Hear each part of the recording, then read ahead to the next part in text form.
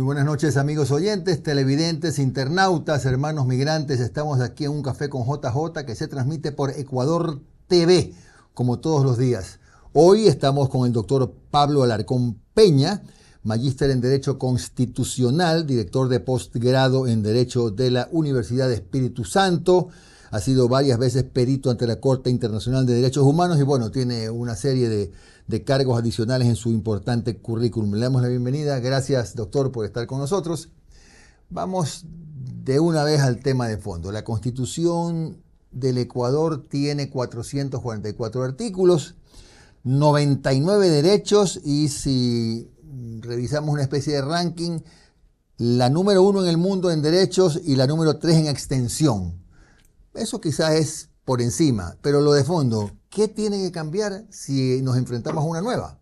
Bueno, buenas noches, Jimmy. En primer lugar, gracias por la invitación. Un gusto estar con su audiencia. Bien, creo que si nosotros nos fijamos en qué se puede cambiar, hemos podido advertir que hay planteamientos de distinto tipo, relacionados a su parte dogmática, a la parte orgánica de la Constitución, y algo que está relacionado principalmente con esto que usted refería, esto de los 99 derechos y una Constitución muy larga, como es la ecuatoriana, con 444 artículos, es también evitar pensar que en una Constitución debe estar absolutamente todo. Todo. Sí, porque esto nos genera esta falsa sensación de seguridad, que por cierto, Jimmy, esto es muy propio de lo que ha pasado con el derecho en general en el Ecuador, por nuestro origen histórico romano-germánico, por decirlo de alguna forma, es decir, un fetichismo de tipo normativista. Esto quiere decir que yo, mientras más cosas tenga reconocidas en la norma, más seguro me siento y asumo que esto va a funcionar automáticamente en la práctica. Esto lleva a que tengamos una constitución. Podemos revisar las actas del constituyente de ese entonces y se demostrará que lo que se quería era incorporar todo tipo de principio o regla para que de esa forma se pueda cumplir la Constitución de manera obligatoria, tratando de dejar atrás constituciones más abiertas, con texturas más abiertas que daban mayor lugar a la interpretación, por decirlo de alguna forma. Y esto es lo que en definitiva ha generado que tengamos estos rankings que no necesariamente son negativos, como usted bien decía, pero que sí nos deja una sensación de extraña, porque fíjese usted que tenemos 99 derechos escritos en la Constitución, más otros más que son propios de la naturaleza humana y que lo dice la propia Constitución, pero en la práctica somos de los países con menor efectividad en la protección de derechos, es decir, no basta con reconocer todo en una Constitución, sino fundamentalmente preocuparnos por su aplicación, su ejecución, y ahí la pedagogía constitucional, la cultura constitucional es muy importante. Claro. Ahora, doctor, una Constitución nueva debería apuntar por lo menos a no ser tan extensa, no ser tan reglamentaria, supongo, y de alguna manera a no comprometer con esa Constitución a los próximos gobiernos a que tengan que invertir ingentes cantidades de recursos para poder aplicarla. Totalmente, y de hecho eso está comprobado en estudios técnicos desde el punto de vista comparado, del constitucionalismo comparado, que siempre es bueno mirar, no para copiar, sí para tener un conocimiento de lo que se ha podido desarrollar en otros contextos y a partir de una visión crítica y desde nuestra visión, a partir de nuestros problemas, enfrentar y a partir de eso regular las situaciones. Pero en efecto, estos estudios demuestran que mientras usted incorpore más prohibiciones en un texto constitucional, mayor probabilidad existirá de que esa Constitución sea modificada a cortísimo plazo. ¿Por qué? Porque seguramente la mayoría política de turno que da lugar o promueve esa Constitución va a implementar regulaciones, reglas, prohibiciones que son acordes con esa ideología política de turno. Como es usual en el mundo y en el Ecuador quizás con más fuerza, cambia la tendencia política y entonces el nuevo mandatario o quien genere este nuevo movimiento constitucional probablemente va a querer implementar también sus propias reglas, claro, sus propias prohibiciones, pero para eso tendrá que desmontar todo el aparataje anterior. Es decir, mientras más reglamentaria es una Constitución, mientras más prohibiciones hay, menos probabilidad hay de que esa Constitución perdure en el tiempo, que es lo que para muchos sería importante. Claro. Una Constitución debe mostrar que es flexible desde el punto de vista de que se adapte a las cambiantes circunstancias sociales, pero tampoco podemos incurrir en el extremo de que se cambie todo el tiempo, porque es la norma de normas del ordenamiento jurídico. Y aporta a la dificultad de aplicarse esta Constitución el tema de los sectores estratégicos. ¿Usted cree que deben mantenerse los sectores estratégicos o no necesariamente? Bueno, yo lo que creo es que ahí entramos nuevamente a estas extremas de regulaciones como las que tenemos en la Constitución y en lo relacionado a sectores estratégicos, principalmente lo que está vinculado a inversión. Me parece que eso resulta ser de algún modo una camisa de fuerza en la Constitución y debería darse lugar a mayor amplitud. Yo por eso insisto, no necesariamente todo tipo de prohibición, reglamentación debe estar en la Constitución. Basta con hacer menciones generales a ese ámbito de los sectores estratégicos, cuál es el tipo de economía, el rol que va a tener el Estado en la economía en términos generales, y luego el aparataje legal que está dentro del ordenamiento jurídico ecuatoriano será el que lo desarrolle. Yo sí creo que estas prohibiciones tan fuertes que tiene la Constitución, como ese ámbito, como el tema relacionado a los arbitrajes internacionales en materia de inversión, sí, entre otros, son problemas que generan precisamente esto, ¿no? Que luego tengamos que topar la Constitución para poder manejar o maniobrar de mejor manera y enfrentar las cambiantes circunstancias sociales, políticas y económicas del país. Claro, es decir, no necesitamos una Constitución de 444 artículos, sino una menos extensa, menos reglamentaria y más práctica. Sí, pero ahí tenemos que tener un cuidado. Nunca son buenos los extremos. Y aquí le voy a hacer una mención general tratando de utilizar un lenguaje de lo más sencillo posible para que nos entiendan absolutamente todos. El Ecuador ha pasado desde el punto de vista jurídico de una noción de jueces mecánicos, boca de la ley, como se suele decir, es decir, solo aplicaban lo que decía la ley automáticamente y punto, no tenían mayor rol que aplicar, a pasar a un modelo en el que hemos asumido, como pasa en otros sistemas constitucionales, que la Constitución, por ejemplo, es lo que el juez dice que es. Es decir, pasamos de un extremo en que se aplica lo que ya estaba preestablecido a un ámbito en el que se da lugar a mucho activismo judicial, en el buen sentido de la palabra, es decir, a que la interpretación sea muy activa por parte de los jueces y piense en la Corte Constitucional, y que la Constitución termine siendo interpretada semanalmente por parte de la Corte, y en muchos casos la ciudadanía ni siquiera se entera que esa Constitución ha podido ir modificándose a lo largo del tiempo. Esto lo menciono particularmente por su pregunta. Si es que incurrimos en el extremo de más bien solo una Constitución con normas generales, muy abiertas. Exacto, pero usted mantiene un rol de interpretación tan fuerte como el que tiene la Corte Constitucional en la actualidad, el efecto puede ser peor. Es decir, la Corte, a partir de estas normas ambiguas, abiertas, podría tener mayor fuerza en su interpretación y eso derivaría en muchos problemas. ¿Por qué? Porque así como hay buenos casos de interpretación en que la Corte protege derechos a partir de la interpretación, también hay otros en el que la Corte, y olvidémonos de las personas, sino pensemos en la institución, si esto se extralimita, entonces podríamos terminar generando una Constitución generada por la propia Corte Constitucional en la que ni siquiera el pueblo va a tener intervención. Claro. ¿Y cómo se puede controlar, de alguna manera limitar, marcar la cancha para que este rol de interpretación no sea como ahora tan generoso, tan abierto, tan excesivo? El constitucionalismo ecuatoriano en la historia, por eso yo creo que esto es importante resaltar, hay que mirar la historia constitucional, ha intentado muchas cosas en la historia, ¿no? Y por eso hay que mirar para evitar repetir lo mismo, porque a veces creemos, bueno, ya probamos esto, volvamos a lo anterior porque era menos malo. Más bien yo creo que hay que tratar de generar propuestas creativas, nuevas, para no incurrir en lo que ya pasó. ¿Por qué menciono esto? El rol de interpretación de la Constitución en la Constitución del 98 lo tenía el Congreso Nacional. Históricamente fue así. Lo que pasó en el 2008 fue que se le entregó la interpretación de la Constitución con carácter obligatorio, que eso es importante, a la Corte Constitucional.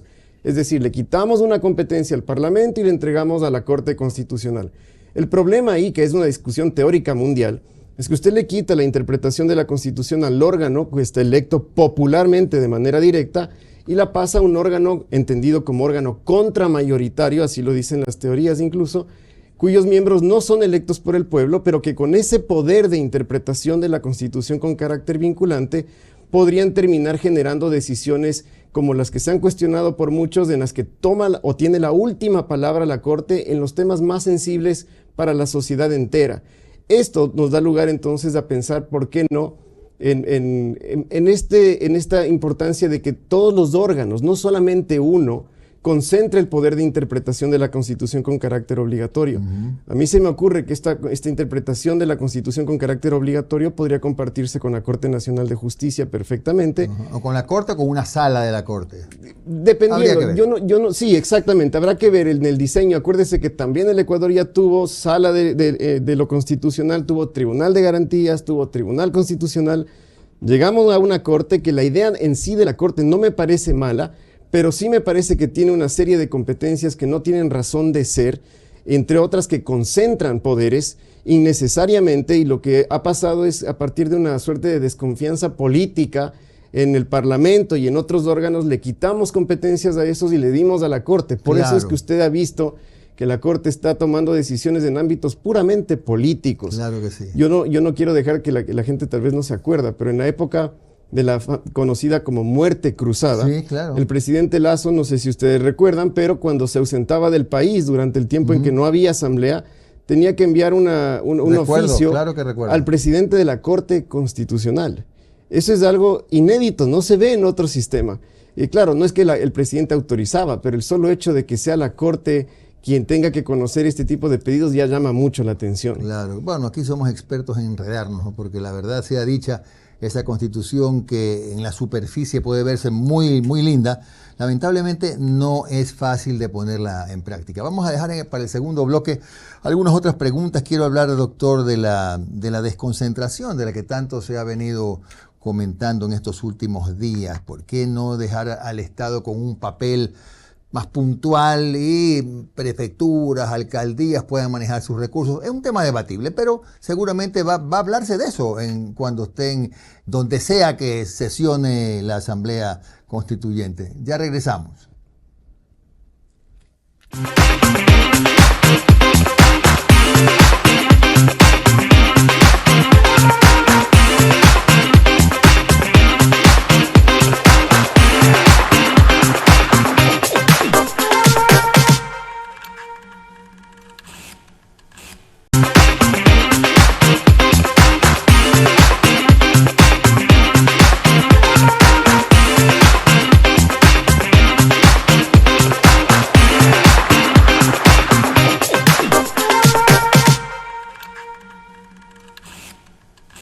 Regresamos con el académico doctor Pablo Alarcón Peña, magíster en Derecho Constitucional, director de posgrado en Derecho de la UES, perito ante la Corte Internacional de Derechos Humanos. No sé si es internacional o interamericana. Interamericana. Interamericana, bueno, nos perdona entonces.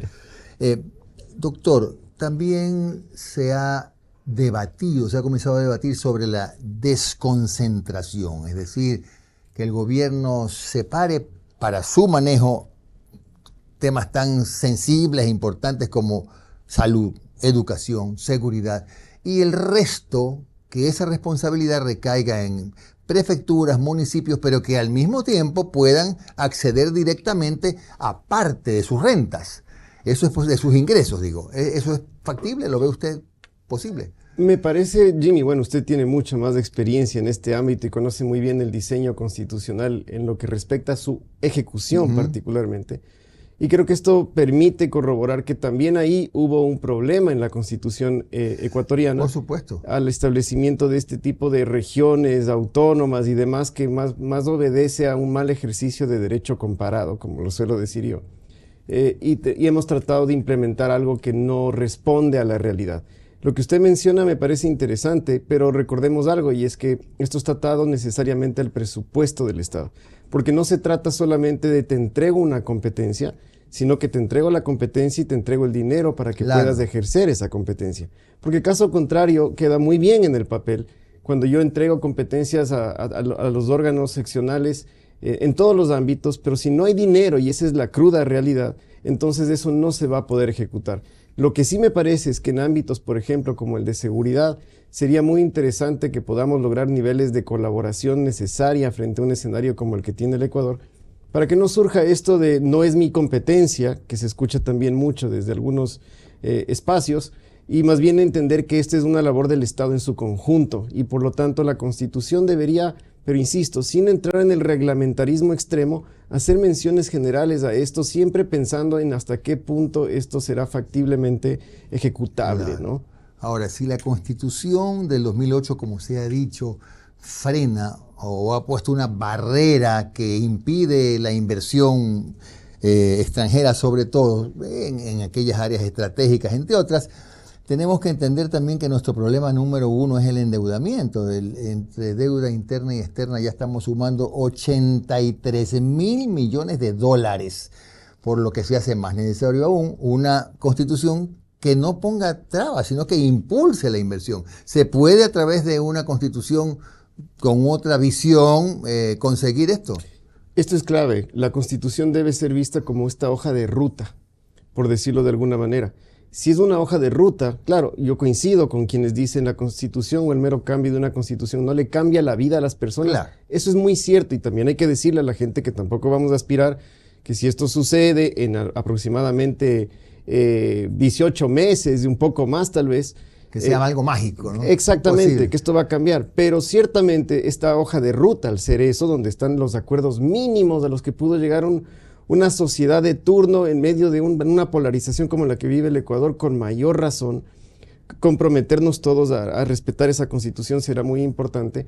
Pero esta hoja de ruta debería evitar en lo posible todo este tipo de prohibiciones, restricciones, porque en efecto, así como no cambia la vida inmediatamente de la gente, si una Constitución establece prohibiciones muy fuertes para la inversión, por más que el Estado pretenda hacer o abrir espacios de negociación internacional para las inversiones, los agentes internacionales miran la Constitución, miran las prohibiciones y simplemente dirán, no me interesa negociar contigo. Claro, claro. Mientras tú no cambies de esta realidad por la inseguridad jurídica que esto traería, más allá de la buena voluntad que pueda tener un mandatario de turno. Claro. Quitemos las prohibiciones, no son saludables en un texto constitucional. ¿Estamos hablando de prohibiciones con relación a los derechos, a los excesivos derechos? ¿Qué hacemos con los derechos? Son 99 y no sé si serán intocables. Esto es otro tema interesante para la discusión, así como varios, pero yo creo que a la gente hay que hacerle notar algo. Esto de que se ha dicho por parte de algunos catedráticos, colegas de algunos, de que no se pueden topar los derechos y las garantías, no es del todo cierto.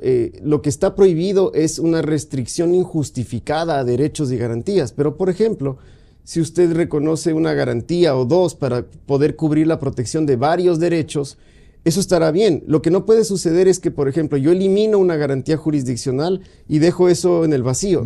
Puedo hacer que lo que protegía con esta garantía se proteja con otra. Colombia funciona así, Perú funciona así. Solo el Ecuador tiene una garantía por derecho, ¿sí? Para proteger cada derecho. Es decir, es un catálogo que suena muy bien a la vista, pero que en la práctica ya hemos visto. No ha funcionado, las garantías han sido desnaturalizadas, hay que regularlas, no digo restringirlas, regularlas de mejor manera. La gran cantidad de derechos, no es necesario tener en la Constitución 99, y si abrimos esta una lista de deseos, podríamos tener 500 deseos, claro, 500 deseos, claro. 500 derechos en una Constitución. Los derechos más importantes se pueden establecer ahí, que son los derechos que hemos conocido tradicionalmente como de libertad, los derechos que tienen que ver con los ámbitos económicos, sociales y culturales, pero sin promesas absolutas de garantía inmediata de todos estos derechos, porque todos los derechos requieren dos ámbitos: uno de abstención por parte del Estado, es decir, que me dejen ejercer con libertad, pero también hay un ámbito prestacional, es decir, si no hay dinero para la ejecución de estos derechos o la protección, en la práctica eso pasa con la gente. Siente una desidia, una desilusión de su Constitución porque todo lo que dice ahí no se cumple. Entonces, esto de los derechos creo que es importante reducir y recordemos algo, es que los instrumentos internacionales de protección de derechos humanos ratificados por el Ecuador tienen otros tantos derechos. Así que no es necesario, insisto, ponerlo todo en la Constitución, porque luego de 440 artículos, a propósito del diálogo entre todos y la lista de deseos, podríamos llegar a tener 1000 y tal vez entonces tengamos el ranking número 1 de las constituciones más largas del mundo, ¿no? Claro. A ver, en lo que entiendo que vamos coincidiendo es que, bien o mal, sí hace falta una nueva carta política, ¿no? Yo creo que eso es importante en la medida en que hemos podido comprobar que a través de enmiendas, que ha sido la mayoría de veces que se ha topado la Constitución, que son aproximadamente 40 veces, me refiero a esta Constitución, 39 de esas ocasiones han sido a través de enmienda, una a través de reformas parciales, lo que ya no da lugar a que esto de remendar no es suficiente. parece que ni con las 40 modificaciones que incluye una declaratoria de inconstitucionalidad que hubo en un momento histórico por parte de la Corte, parece que ni con eso la Constitución logra enfrentar la nueva realidad.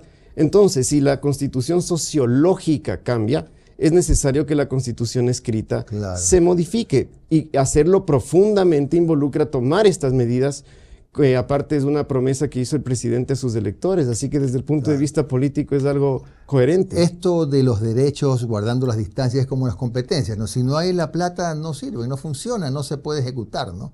Hay mucha doctrina, teoría internacional sobre esto, y hay textos interesantes que hablan del costo de los derechos, y así se denominan estas teorías, que son una realidad. Con esto yo no quiero decir que si no hay plata no te protejo, ¿no? Claro. Pero, yo lo puse como ejemplo. Pero es verdad que la garantía de los derechos sí que depende, no solamente de la salud, la educación, quizás ahí más visiblemente, todos requieren de un ámbito prestacional. Claro. Así que pensemos también en eso.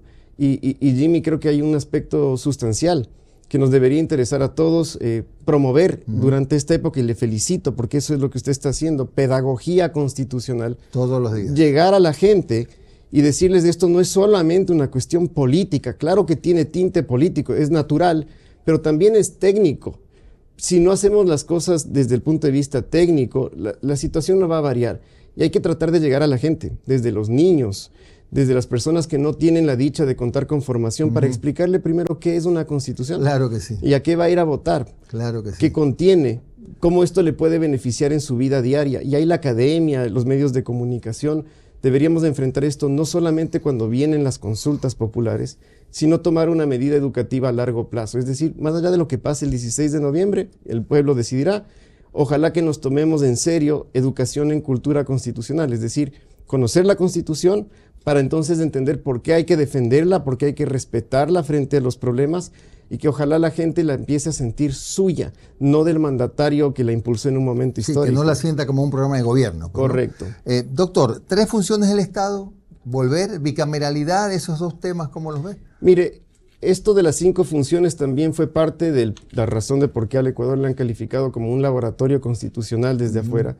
Muy interesante para la investigación como externa. Laboratorio de Pinky Cerebros esto. Así es. El problema es para quienes estamos dentro y tenemos que vivir los resultados de los experimentos. Pero la idea no era mala si uno mira otra vez solo los artículos de la Constitución. Uno mira y dice, bueno, lo que se quería era la participación ciudadana, el control ciudadano, el escrutinio público, los concursos, la meritocracia. Suena extremadamente bien. Ya vimos lo que pasa en la práctica. Eso tiene que ver mucho con cultura también, de respetar lo que dice la Constitución y no manipularla, porque a veces en nombre de la interpretación la cambio, la ajusto a mi conveniencia, y entonces si partimos por eso, ninguna Constitución, por más buena que esté, buena que sea o esté bien redactada, no va a funcionar en la práctica. Pero volviendo a esto, ya se ha probado, y aquí hay datos que es importante, que la función de transparencia no tiene razón de existir, y particularmente el órgano que tiene a cargo todos los procesos de concursos. Nos hemos olvidado que ese órgano también tiene una tarea fundamental de lucha contra la corrupción. Yo no he visto mayor cosa respecto a eso, y habría sido bueno que lo miremos. Por eso es que hay más o menos una suerte de coincidencia en el sentido de que deberíamos volver a las 3 funciones del Estado. Sí, ¿no? porque la función electoral tampoco muestra una razón de existencia. Volver a las 3, pero ciertamente regular de mejor forma sus competencias para tampoco retomar el modelo que teníamos antes, porque esto de que le decía, de estar en el círculo vicioso y retomar instituciones que ya fracasaron en el pasado, tampoco es lo ideal, ¿no? Doctor, en el último minuto y medio, ¿cree usted en la bicameralidad, que deberíamos pensar en esa opción? El Ecuador ya lo vivió también. Me parece que deberíamos analizar la pertinencia de retomar esto con los ajustes necesarios, porque ciertamente no podríamos incorporar un modelo que tuvimos hace muchos años atrás en el constitucionalismo ecuatoriano, pero que sí responde a un problema práctico, insisto, real, que es comprobable, y es el deterioro de los parlamentos que en el contexto histórico ecuatoriano, desde que hemos tenido la unicameralidad principalmente. Los requisitos para ser asambleísta, más allá del componente democrático, que ahí deben estar representados todos, para eso entonces habrá una cámara inicial donde podrán estar un senado si se quiere, y luego pensar en la opción de otro ámbito en el que pueden estar personas que tengan mayor formación y así tener un equilibrio. Yo sí creo que ese es un ámbito que deberíamos reflexionar y que ya ha sido tratado incluso hace poco con iniciativas que llegaron a la Corte Constitucional. Doctor Pablo Alarcón Peña ha estado con nosotros, él es magíster en Derecho Constitucional, director de posgrado en Derecho de la UES, perito ante la Corte Interamericana de Derechos Humanos, y nosotros vamos a seguir en esta suerte de cruzada compartiendo algunos criterios de académicos respecto de la nueva Carta Política que sí la necesita el país. Mañana a las 10 de la noche estará con nosotros la doctora Verónica Hernández Muñoz y seguimos por el mismo camino. Gracias por acompañarnos, que tengan una feliz noche.